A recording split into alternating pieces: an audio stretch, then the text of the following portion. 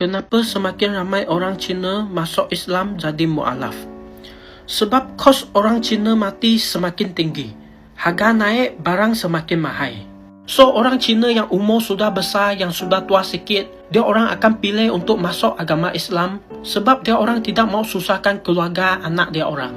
Ada orang juga bukan dia orang mau masuk agama Islam, tapi dia orang dipaksa oleh keluarga anak dia orang. Ada juga yang macam tu. Kalau you mau tahu orang Cina ada dua jenis cara mati. Cara pertama adalah bakar guna api. Itu ada murah sikit. Kos dia lebih kurang 20,000 sampai 50,000. Cara yang kedua adalah tanam dalam kubur. Itu ada mahal sikit. Sebab dia orang mau beli tanah, mau tengok feng shui lagi. Kos dia lebih kurang 50,000 sampai 100,000. Sangat mahal. Kos dia memang tiap tahun naik. Harga pun tiap tahun naik. Okay? Kalau dia orang pilih untuk masuk agama Islam sebelum dia orang mati, senang. Tak perlu banyak risau, tak perlu banyak stres. A to Z memang akan ada orang tolong selesaikan secara percuma.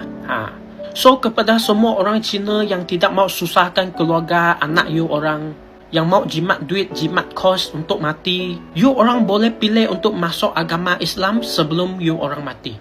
Sebab kos untuk mati memang sangat murah. Mungkin langsung tidak perlu kos. Hari itu you mati, memang hari itu juga you akan ditanam.